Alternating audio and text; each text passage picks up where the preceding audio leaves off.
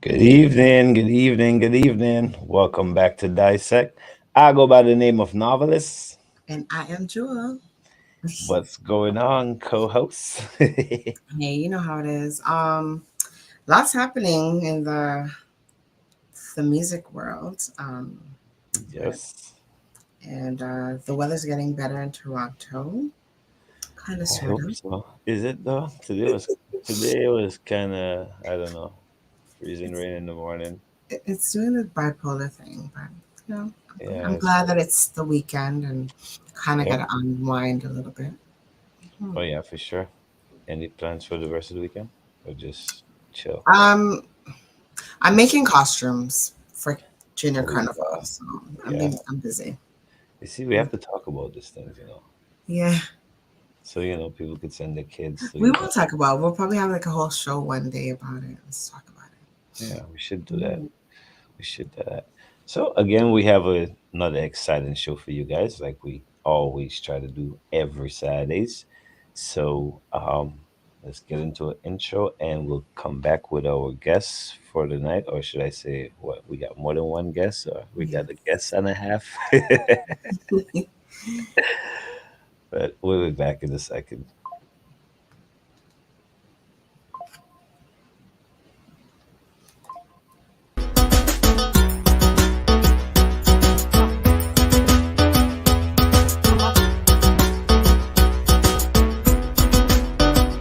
So I'm Janine Zabi across. I'm Janelle Zabi. And where's Zabi Street? This is what you beats on the inside, and we're ready to go. Are you, Jewel? I think you have hidden talents that you're not talking about. I just get put at the bar. Ain't no bar, Mr. John. Yeah. I can honestly say that they've done such a good job with hospitality and welcoming all people in. Well, Samantha Moon. So my name is Claudette Alona Peters. I am Selena. And then that's how it started. When I came home, My name is Pumpa. Stage name, of course. Well, I was born in Spanish Town, Jamaica. I am Evelina Blanc. I am a mother first. I think I'm a really wonderful friend.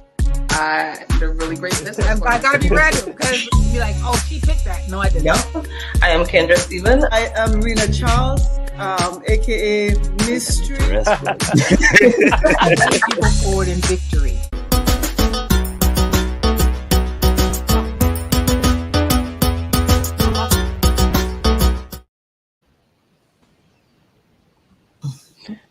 And welcome back. So, like we were saying, we have another exciting show for you guys. Jay, you want to get us straight to the introduction? Or? Yeah, it's one of those very informative shows again, and we have Nurse Kavita. She's back, and she's going to be telling us some general information about the guests that we have on tonight, the other guests. So it's Dale Charlemagne, and so Nurse Kavita.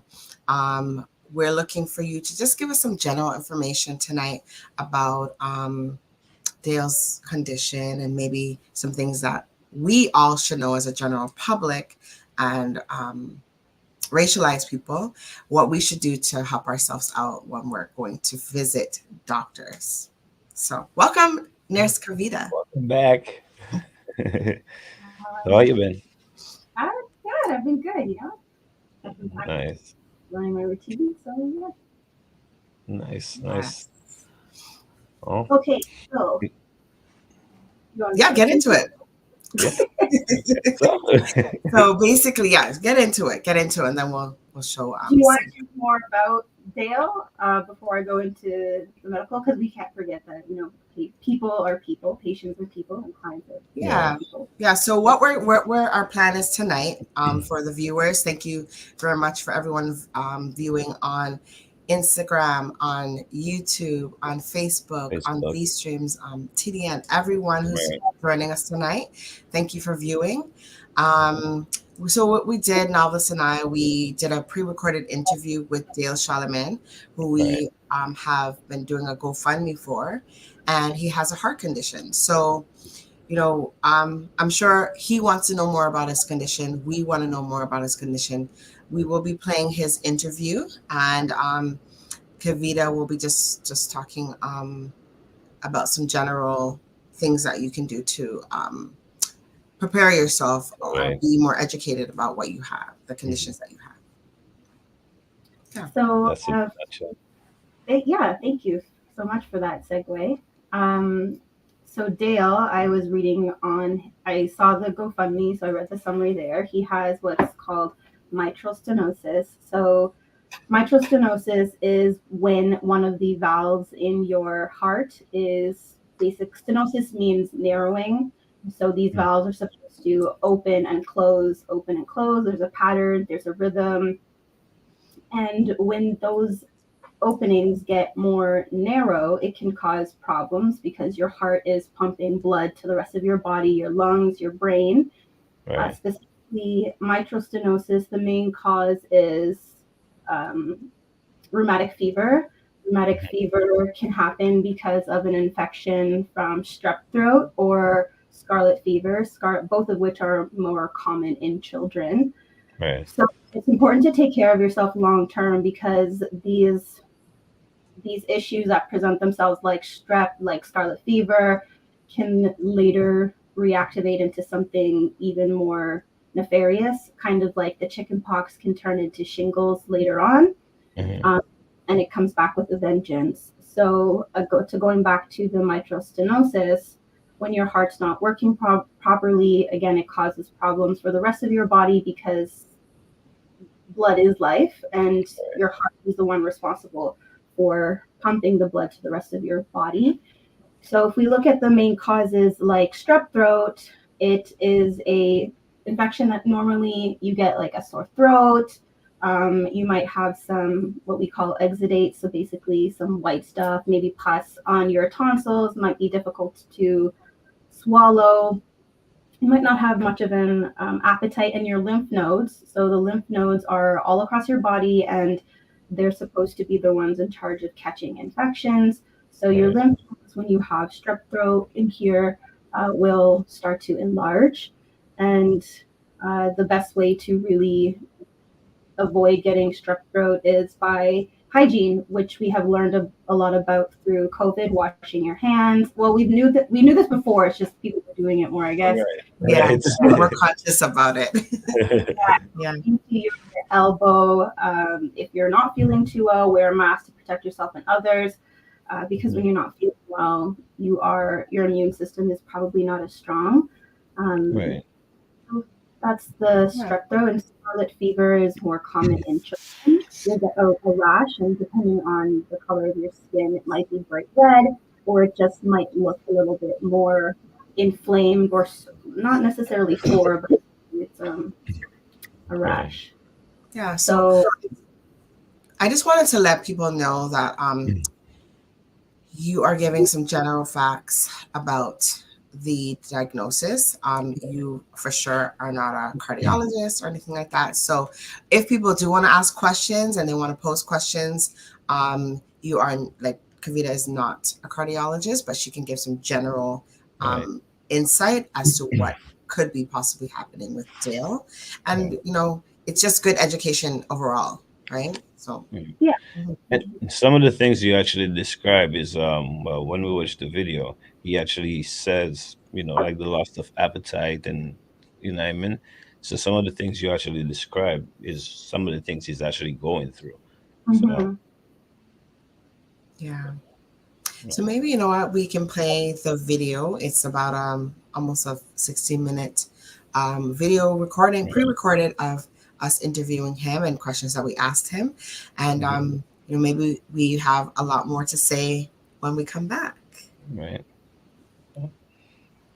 Let's get into the introduction.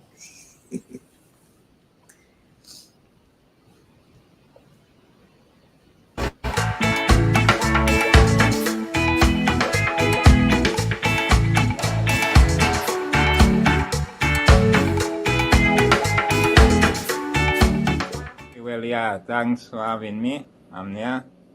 My name is Dale Charlemagne. A lot of people know me as Boneless or Bones, or Slim, different people know me different ways. But I am from the community of Newtown. I raised up in the Fort May area, Newtown. Citronnier. That's my zone where I raised up as a young boy. I was actually born at Bellevue, Chope, because my mother is from Bellevue, but I raised up with my father in Newtown. I am basically a hand-skilled person. I was doing my trade work as carpentry, masonry, tiling, plumbing, skilled with my hands. I am not a fisherman. I am not a great footballer, although I enjoyed my football, but already. Now, at an early age, I was finding myself feeling down and not energetic and vibrant as I used to be as a teenager. So I used to when I find myself in that condition, I would pull out on whatever I do, and if it's my trade work, I would pull out on it and do something else. And there was a time I left this trade work because I was getting exposed to different chemicals, and I went into doing security. I started off doing security with my partner, Arno George, who brought me in at mapping with Brian Doctorow. So they actually helped me get into the security. That my partner, Peter Julian, brought me in further by making me join his firm. And I worked at the financial center with him from construction to the latter days. My sickness came about 2010, and I wasn't feeling well. And I actually, while at work one day at mapping, I decided I go in and take a walk up to the hospital. But walking in the direction to go to the hospital, I ended up finding myself going to the fire station, where I thought they have ambulance. Maybe I can tell somebody there to give me a chop up. So when I went there, I talked to somebody that was there at the time. They took some information from me, and then they tell me, hold on a while. They make some arrangements with the hospital, and they put me on the ambulance, and they brought me up to the hospital. I was in 2010, and that is where I was first hospitalized with my condition. Although I didn't know what it was at the time, I actually had to go to Martinique to figure it out, and then come back to Dominica around Christmas time, and from there I was already on medication and treatment. Presently, a normal day or a typical day for me is basically wake up in the mornings. I can wake up 4 o'clock, I could wake up 4 a.m., I could wake up 8 a.m. or even 11 a.m. Different days, different feelings. But however, if I wake up before 8, I don't really feel appetite or feel for breakfast. I more look to eat something maybe by 12:30, 2 o'clock in the day. I'm not a breakfast person. And even if I would get up one day and I would eat early breakfast, I don't eat much. I eat very little, but my appetite is not so big, so I don't really feel hungry. There are times I will feel hungry, but I'm not really a big eater. I'm not a large appetite. So that is how it is basically for me for a day. I will get up, do what I need to do, get myself going, and recently I find myself more holding myself for myself. I don't really get too involved with everybody. To say I would go out and I'd go by my partner, I would go by my friend, my family. I just stay in my own little zone. I have my lady there with me, so everything is from one to the other. I don't really... I just sometimes feel like I'm a burden on people, so I just stay in my zone. I don't want to offend nobody or make nobody feel like they have to look out or do things for me. check. I do what I can, and I leave the rest up to the Father to guide me and direct. Presently, I am on 3-4 different medications, but that can change according to my monthly visits to my doctor. I cannot really pronounce the names of the medication like off my head, but it's basically medication for the heart, for the blood, and for the combination of medications, basically. So I have medication I take in to help me pump my blood. There are medications to help me thin my blood to make it easier to pump, and then medication to like for one medication to work with the other, so I don't get so breathless, because I don't really have to do nothing to get breathless. Yeah, I could just sit there and I just find all of a sudden I'm breathless. Or I could be eating and then I find that is too much work just to lift up the spoon to eat. Like so much things just get so crucial sometimes, like it just even be annoying. Well, I don't have no like what they call it chronic diseases to say I have pressure or I have diabetes. I don't have those things. I am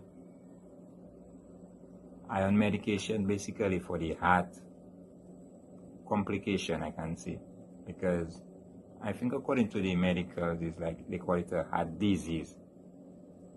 You know, where the valves for my heart actually not functioning properly. I think they are clogged or twisted, that they don't pump blood properly. The reason for me getting medication to thin the blood in order to go through the valve. I don't have no diabetes or no pressure issues, because every time I go to doctors, they would always check me for those two things, because that is in my family lineage also. Oh, to tell you the truth, those days that will make me feel happy, those things that will make me feel happy is when, for example, when I reminisce on certain things I've been through and done in my past. And it might not be much, but sometimes it's just to know you have a friend that maybe in England or in the US or in Canada or in the Caribbean that you can talk to them and all, you can reminisce on when we used to play football, when we used to go and pick canoes, dive in the sea, you know, when we used to have our little wars, our little musical battles, our little, you know, have little things and different things, you know, when you reminisce about it. Sometimes it's not even me directly in the memory times, you know, but to think of, you remember when that happened, and you remember when those people did that and those kind of things, like, yeah, the memories is one of the things that really make me feel good or feel happy.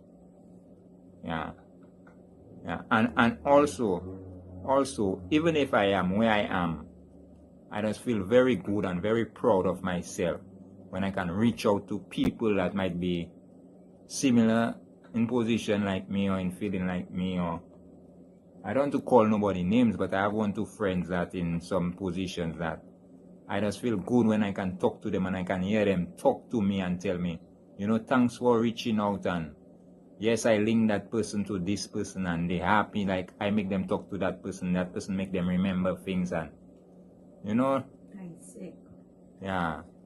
And one of the things I have to say is my partner Novel is a big strength. We might not understand it, but he's a big strength.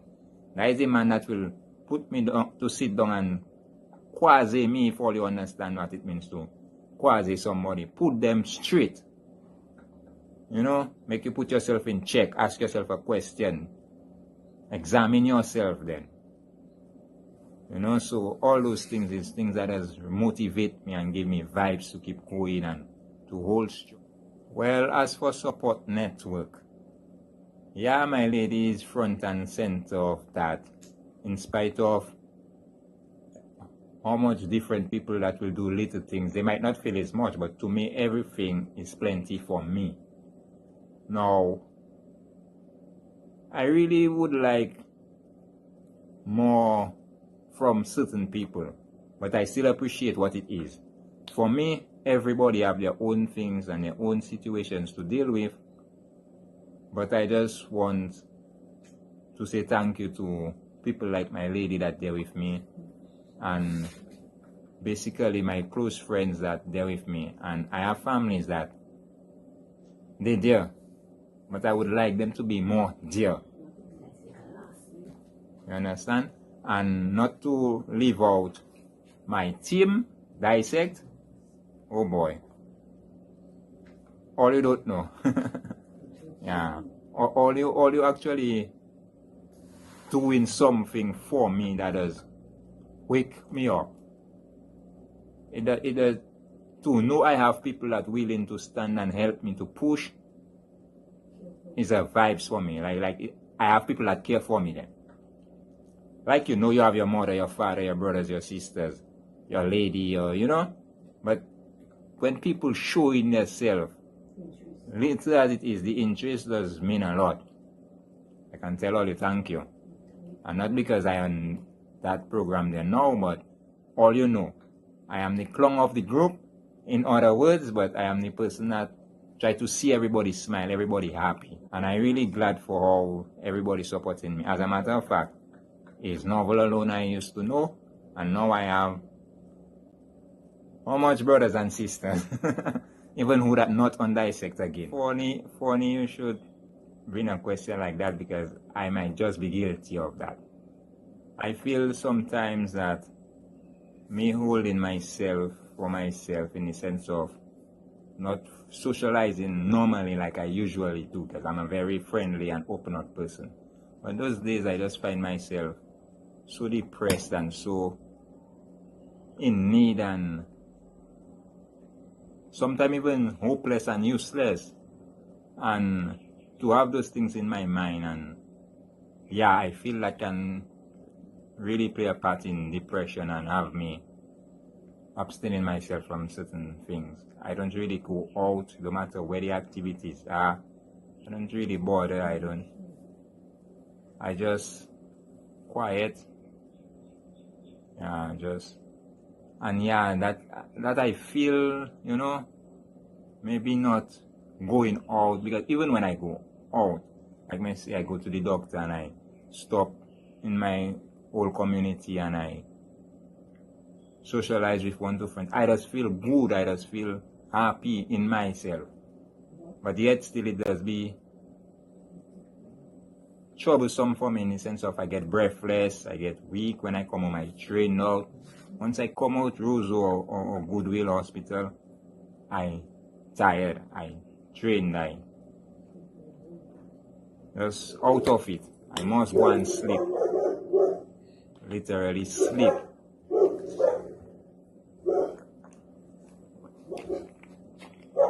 And yes, I always have to be drinking water. I always there trying to keep myself hydrated and keep myself, because as I say already, I doesn't even eat like I normally supposed to. Yeah. And sometimes it's because I have, sometimes it's because what I feel for, I do have it. So I don't make nothing too much for me. Okay, I have thought about how I would like things, or what I wish things would be like after surgery. And honestly, I really don't expect to go back to so much physical livelihood.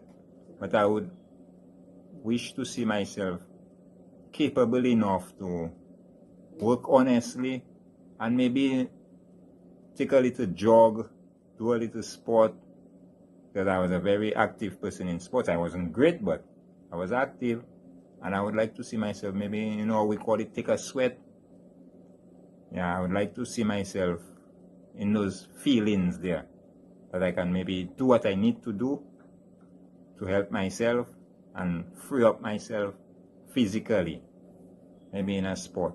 Before we go into that, I want to say a special thanks to the people that have been supporting me through the GoFund, through the daily prayers in the morning, the devotion messages, the reaching out to me maybe to pay my passage to go and see doctor, maybe to buy my little cylinder, my gas for cooking, little things now.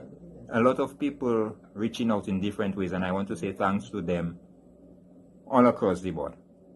For everybody that trying to make me comfortable in my situation. My friends, my family, yeah, my past co-workers,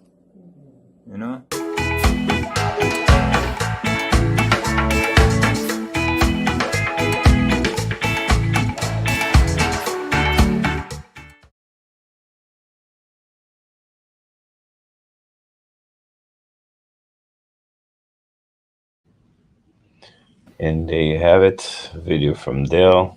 A lot of information there. Loaded. Um, support whichever way you guys can. Like we say, if you cannot donate physically, at least share the link to someone who possibly could help, or even keep sharing the link. So, Yeah, it was. You know what? When we interviewed him, I wasn't even taking it in as much as I'm taking it in right now. Yeah. As the video's playing, so I'm hearing things, I'm writing notes, I might have missed some things when we were interviewing him, but you know what? That was a great interview, and he gave a lot of insight to people about his life. People sometimes when people post up GoFundMe, they don't really know if there's a person behind it, if there's really a life behind that. And we're showing you that this is a person right here who is in need. He talked about his past, and he talked about his present, and he's talking about where he'd like to see himself in the future. So, you know what? This is a real person, so it's not just someone looking for money. We're looking to help him get this money to get the surgery that he needs. And to also help him pay for his medical expenses. Yeah. So that's Dale. Yep, Dale in a nutshell. And we had a few comments that actually popped up on the screen. Yeah. Earlier as well. Kendra Steven. I was writing down some names. Kendra, Nigel, Yvonne Glory. So Kendra, can we just see that those comments pop up so we can address them and just say thanks and acknowledge the people in the back? They'll probably come up a little bit later. Yeah. Yeah. So Kavita, this is the first time you're seeing. So I was looking at you when you were listening, and it's almost like I'm envisioning you with your patience, and you're intently listening to what they're telling you. There's, all right, Miss Kendra Stevens, Mr. Yes, was a hardworking guy, always tried to help himself, never depend on people. He's cool and caring. Yes. Yeah. Thank you, Kendra, for that comment. Yeah, so Kavita, you're listening. What are your thoughts on Dale? And how can we, not only what are your thoughts, but he mentioned, I wrote down, he said at an early age, he started to realize that he wasn't as active as he was in his teens. And then you did allude to it, or you did say earlier in this interview that it happens at an early age, where the strep throat and what was the other one? Scarlet fever. So those things are when you're younger. And if you're not, go ahead, professional, talk about it. So usually if those strep throat and scarlet fever are caused by the same kind of bacteria. And if it's not treated properly when you have those symptoms initially, you can develop rheumatic fever. And rheumatic fever is the principal cause of mitral stenosis. And as Dale alluded to, he actually explained it quite well, is his valves aren't working properly. That's the nitty gritty of it. It's your valves that are part of your heart are not working properly. And so then you see the sequelae of consequences from your heart not working, which is a lot of what you would see with heart disease as well. So heart disease can kind of cause the same issues in different ways depending on the type of heart disease you have. Right. It goes to show how important it is to take care of yourself, and make sure you go see your doctor, your nurse practitioner, your primary care provider at least minimum twice a year, even if it's for them to get eyes on you, to get some blood work done. Especially if you are Black, you have a higher risk factor of developing heart disease. Mm-hmm. And that has a whole history to it as well, including colonialism and the blood history, I'll call it. Right. But it's important to go see your primary care provider, and it seems like Dale's well taken care of, but it's still something that's going to be with him for a long time until he gets his surgery, because it's not something that can be cured with medication. It has to be fixed with a surgery. So the medication he's on, like he said, would make his blood thinner to make it easier to kind of get through this already narrowed valve space, so it can get the rest of his body. But that has, like I said, other consequences on your kidneys, on your brains, on your lungs, on your vision. So see your healthcare provider, if at least twice a year, if you have high blood pressure or diabetes, or if it runs in your family, it's important to get checked out, because if it runs in your family, that means that there's likely a familial link. Yeah. So. And he was lucky to say, we did ask him about, family history, and he said he didn't have any of those underlying issues, which it's a blessing that he doesn't, because those things make his condition even more complicated, I think. Right. Yeah, I think it's important to, even when you go to see Nurse Kavita or your family physician, that you ask the proper questions. Like, what is your experience with people coming in and, the lack of knowledge? Like, what do you see in your experience? I think health is complicated, and unfortunately, I don't think general society does a really good way of teaching people how to take care of themselves. And then on top of that, to be healthy is very expensive, especially somewhere like Canada. I can only imagine in a smaller island where it might not be as easy to get everything that you need. So when my clients come in, it's a lot of discussion, like education, providing the education towards health. So that includes being active, or what did he say? Breaking a sweat. Is a minimum of 30 minutes every day. But the misconception is that walking is fine. Walking is great. If you're currently walking, you should continue to walk. It is good for your overall health and your cardiovascular health. However, there's a caveat. You should be doing a minimum of 30 minutes of what's called aerobic exercise. And what that means is getting your heart rate up. So your heart can beat from anywhere 60 to 100, 120 beats per minute. That's normal. So if you're going for a leisurely walk, that's not doing anything for your heart. You need to get your heart pumping. It's a muscle. It learns by doing. The more effectively you train your heart, the better you are long term. So they come in with a lot of misconceptions as to what they should be doing or should not be doing. So for example, if we go to diet, cholesterol is something I think that confuses people. They understand, I think, the overall concept that, for example, fried food is not so great for you. However, foods like avocado, which have good fats in them, too much, everything in moderation, because too much avocado is not going to be too good for you. Right. Or zabaka for some of you watching. Pear, whatever. Yeah. But he mentioned like sometimes not having an appetite, or even being just too tired to even eat. I would think, like, that would have a big factor on everything as well, right? Like not eating. Yeah.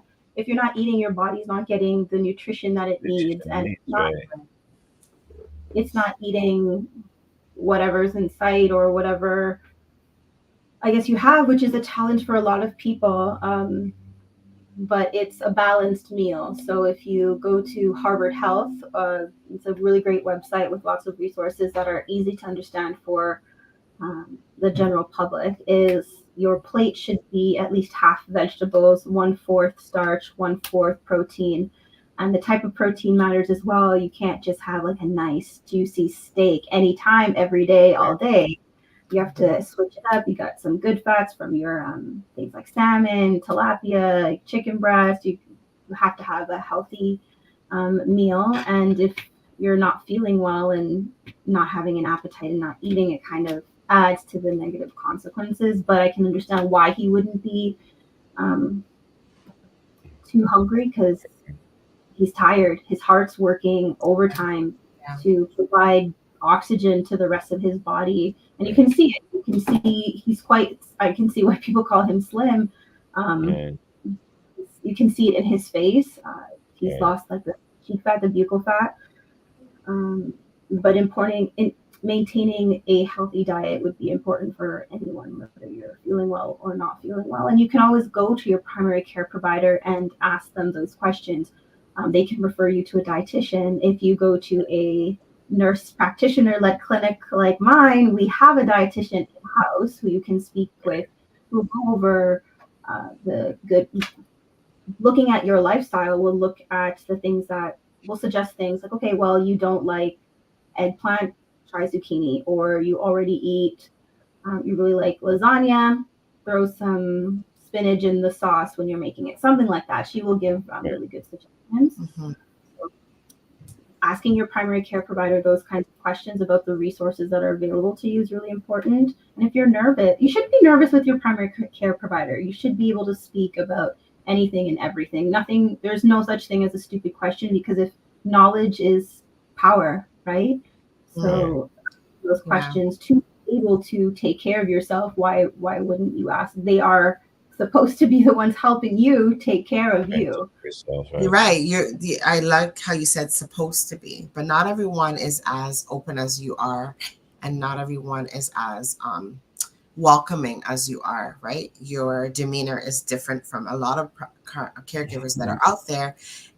Some, like, let's be honest here, some of them are overworked and underpaid, or whatever the case may be, especially, and they have constantly have patients coming in, and they don't necessarily offer the time that you would, for example, to explain to their patients that what the importance is of XYZ. You have this condition and these are the things you need to do. And sometimes I'm just saying, I'm going back to COVID, and when people didn't want to talk about natural remedies, doctors are, I'm not talking about nurse practitioners, I'm talking about doctors are in the business of keeping people in their office, kind of thing. They're not trying to offer anything alternative, let's be honest, right? Yeah, go ahead. I think I think it depends on your practitioner. And I think the context. If you tell me you're taking garlic tea for your high blood pressure and your blood pressure is still, for example, 160 over 90, I'm going to say the garlic tea is not quite working. So let's try something else. But if your client is sick, I have recommended in the past, if you're feeling, for example, like a viral illness, like the flu, to drink plenty of fluids, honey, garlic, tea, peppermint tea. Jules put me onto this. What was it in the concoction that you made me drink? It was garlic, honey, turmeric. Turmeric was in there too. Yeah, all of that stuff, and it works. I mean, to an extent, but if it gets to be more serious, then we have to turn to the Western medicine, right?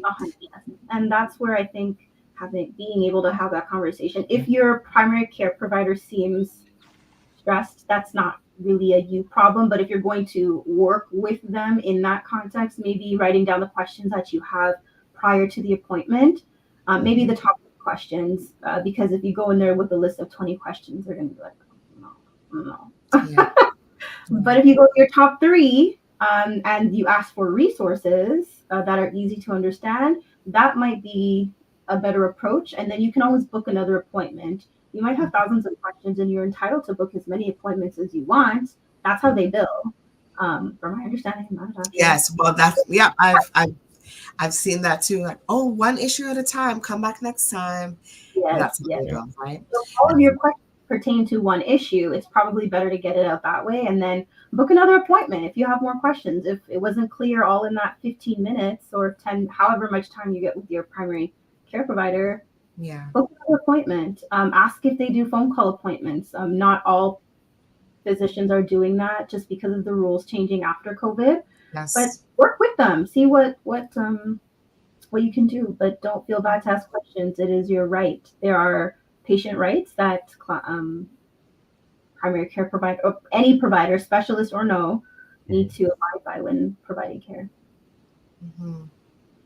So Yvonne Glory just said that her doctor is West Indian, and she also kind of agrees with natural medicine, and stuff. Yeah, this is great. I love this education, and especially for our people, because sometimes I find that we don't speak up enough. We don't ask the questions. Sometimes I think we should be asking more questions because especially because of the point that you made that our DNA is different and our blood is, even though we say we have the same blood, it is different. We need certain things for our body, for our health, to be on point, right? So, and it's different for every person. Like between you and myself, our backgrounds are relatively similar, but even so, your family history would be different from my family history, though it might be similar. Diabetes runs on my dad's side, so something I need to be mindful about. Might be different for you and your family. So knowing your family history can be so important for a lot of things, even cancer, high blood pressure. Many things are inherited, so it's unfortunate. You might get one thing and then I get something else too from your family. You never know. That's right. Truth. But it's important. Fully informed. So ask away. So yeah, for the viewers, if you have questions, we know that you're watching. Don't be afraid. Like, this is an opportunity to test it out, where you can ask questions. You're not in front of your family physician or your physician, but you can ask questions behind the screen on something that you've been wondering about. Maybe Nurse Kavita can answer for you. So free of charge. Free of charge. Yeah. So, but I'm like, for me, for instance, right? I believe in natural medicines, but there's sometimes where you have to take, the prescriptions or stuff like that, right? Like, that's, for me, it's like last resort, but that's me. I would like to think I'm very, Do very you see that healthy. nurse stance? She just went like this. Yeah, I know. Like,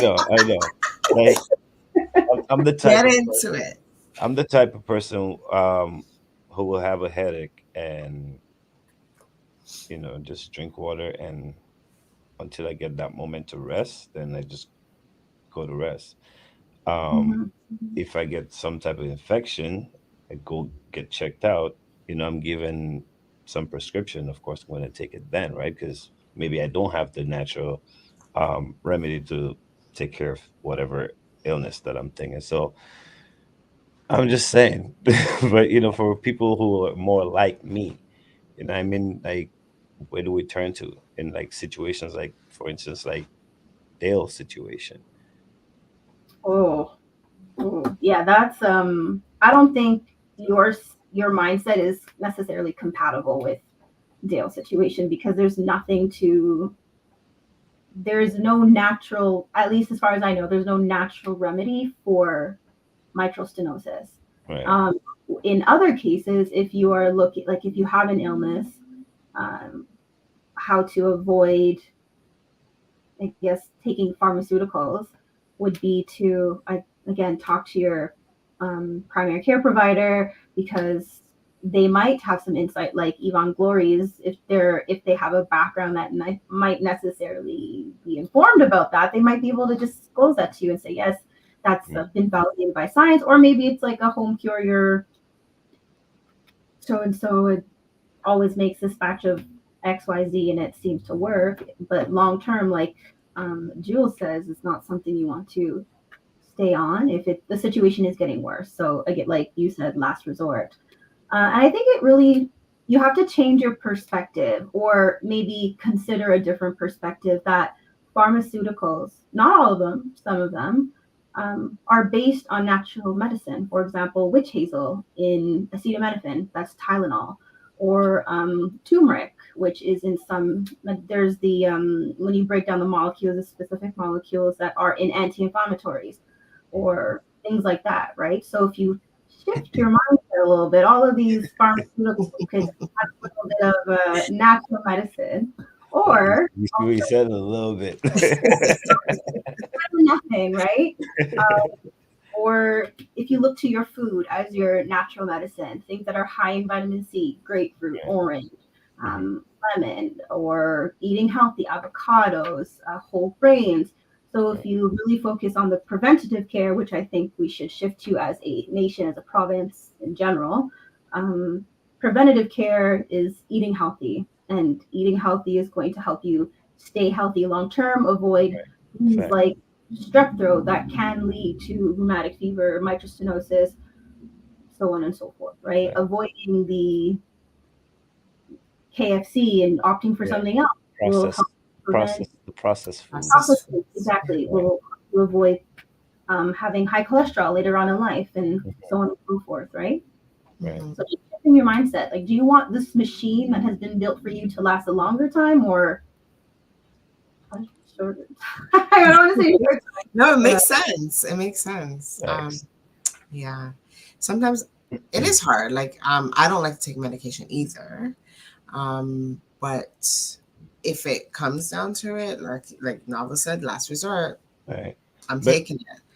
It's like it's like you said, Kavita. It all depends on your eating habits, right? Like I don't eat meat, so I'm not worried about a lot of processed stuff. Not saying that there's not a lot of vegetarian processed stuff like beans that comes in cans and stuff like that, but it depends on how you eat. So like you say, take care of the machine and avoid getting certain illnesses. Yeah, 100%. And even if like it's canned, it's better than if your options were canned beans and a McDonald's meal. I'm gonna say go for I'll go for the can, yeah.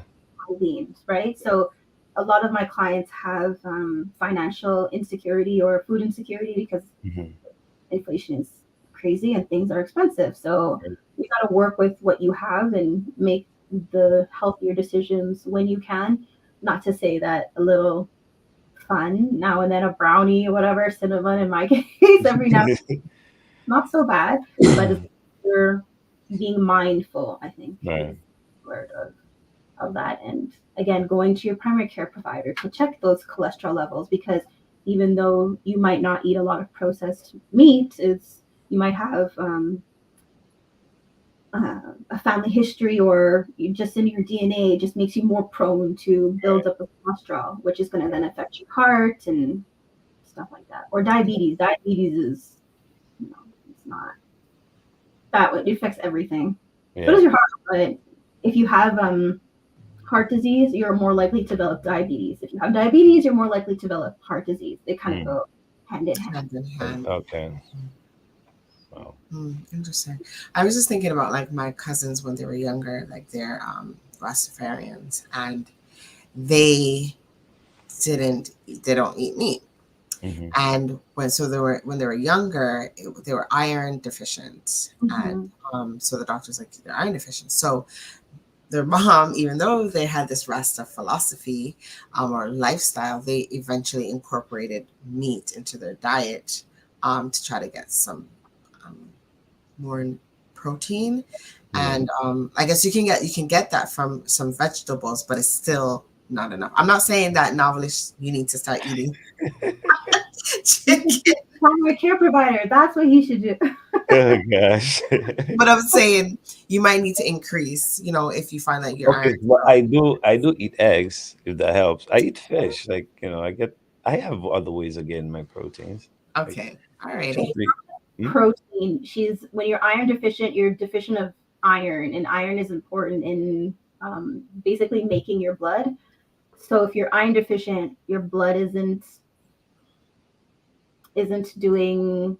It doesn't have everything it needs. It doesn't have all the ingredients basically, Right. and that can have some negative effects like fatigue.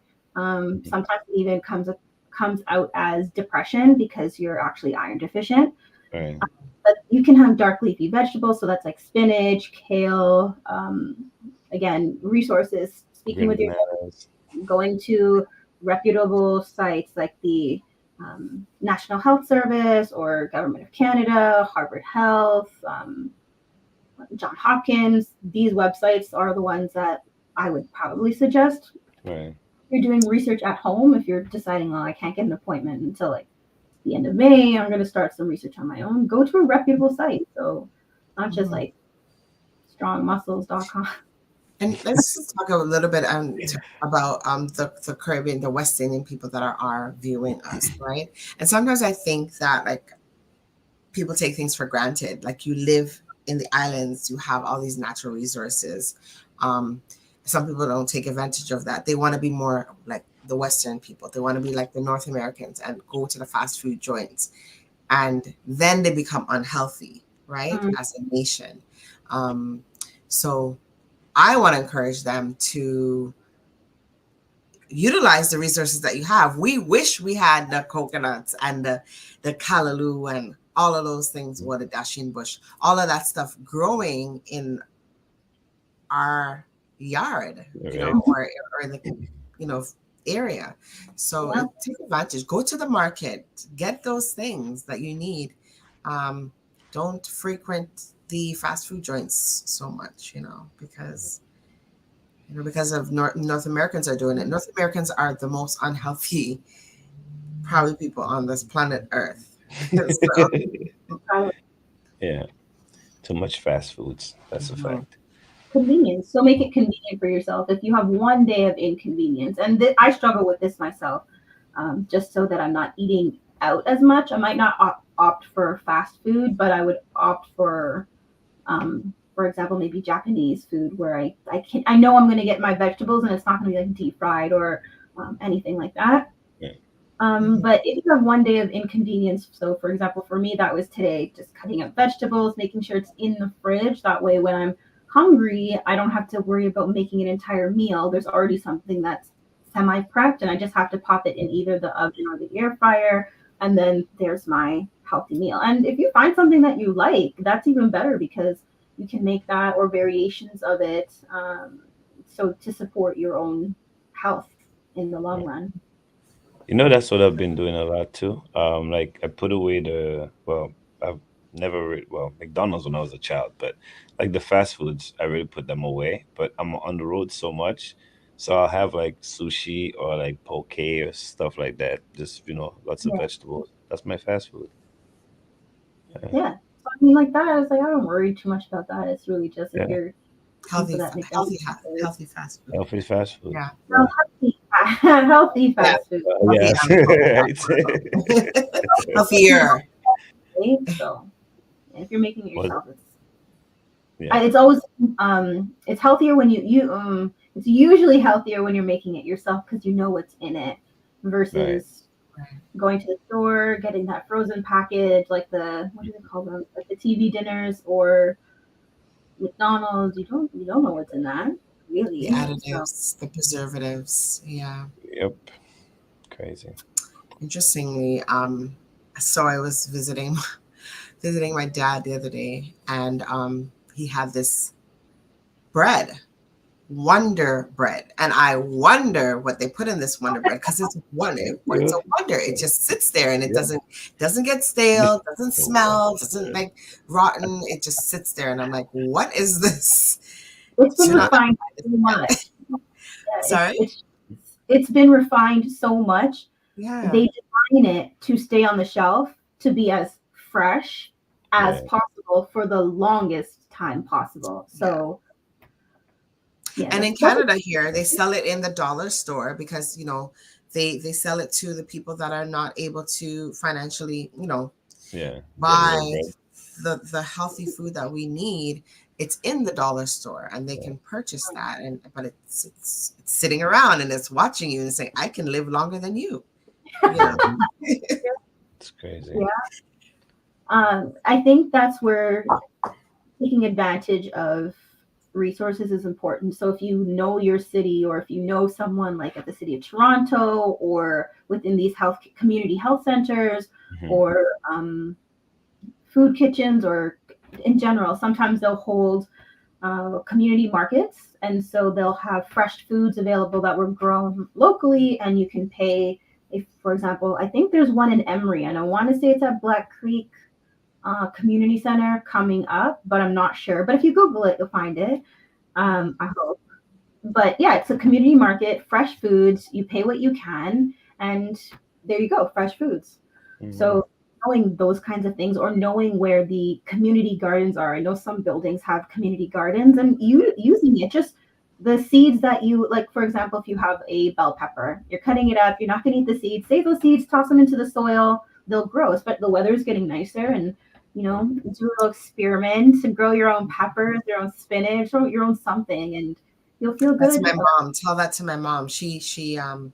When she collects these seeds and she germinates these things. Like, she came from Trinidad most recently and brought back like green onions or scallions, whatever you want to call them. And she's growing these things and she just cuts them down, and every time she turns around, there's more, you know. So yeah, it's fantastic.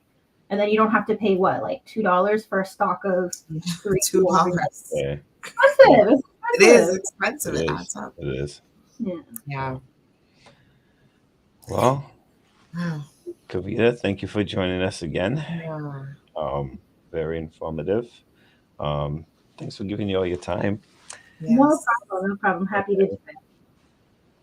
Okay, so, and for everybody who's watching and everybody supported the program tonight, like I said earlier, please forward the GoFundMe link to anyone who could actually help Dale's situation. And I'm pretty sure there's a lot of people out there who are in situations that needs help. So let's do the best we can and try to help people out. Yeah. And if you, so if we can get the link back up on the screen. Also, if you're not tech savvy and you can't figure out how to do the link, maybe ask someone how to get onto Google. And all you have to do is type in GoFundMe. And once you get into the GoFundMe, then you type help Dale get surgery. Or just help Dale, and it should pop up in the actual GoFundMe website. So this is the GoFundMe link. And as Nava said, share it. You know, it doesn't harm anyone to just press share. You know, if you are not in a position to help right now. Right. And it's in the chats as well, so you could share it from there. So, all right. Yes. Thanks again, Kavita. Is there anything else you want to share? Oh, she's gone. Sorry. Is there anything else you want to share?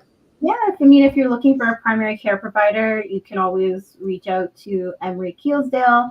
We're taking on new clients. If you have any questions about what nurse practitioners are, you can always ask myself or ask one of these beautiful hosts for my contact. And you can ask me there. I can tell you a little bit more what nurse practitioners do, and come check us out. Don't wait too long to see your primary care provider. Right. Thank you. Shameless plug. Yeah, 100%. I love it. Thanks so much, guys. All right, no problem. Take care. Bye. Yeah. Yes, help Dale. That's all. So let me just go into the actual link. So when you go on, for people that need more help with navigating through the website, when you go into GoFundMe, you will type in the word, so the title of his GoFundMe, which is Help Dale Get Heart Surgery. So once you start typing in Help Dale, it's going to populate. It's going to bring up his information, his GoFundMe page. So that's what I was saying when I said go to type in Help Dale. That's all it is, right? Yeah. All right. So next week. Yeah. Wow. You're excited. I'm excited. We have an amazing. Sister is excited. I hope I have the viewers are excited as well. We'll have Queen Omega, reggae ambassador herself. So she's gonna be on our show next week. We have a quick clip to show you, but marvelous. Yeah. Anything else? I guess that's it. Nope. That's it. Help Dale. Support Island Therapy. Support TDN. Support Soup. That's it. Support Dissect. Have a great weekend. Have a blessed weekend and a blessed week. We'll see you guys. Peace. Peace. No love. Blessed love, it's me, Reggae Ambassador Queen Omega, and I will be on Dissect Saturday, the 27th of April, 7 p.m. You don't want to miss this reason, okay? Check me out, Queen Omega, Saturday, 27th of April. Yes, I. Island Therapy YouTube, Island Therapy Facebook. You don't want to miss it.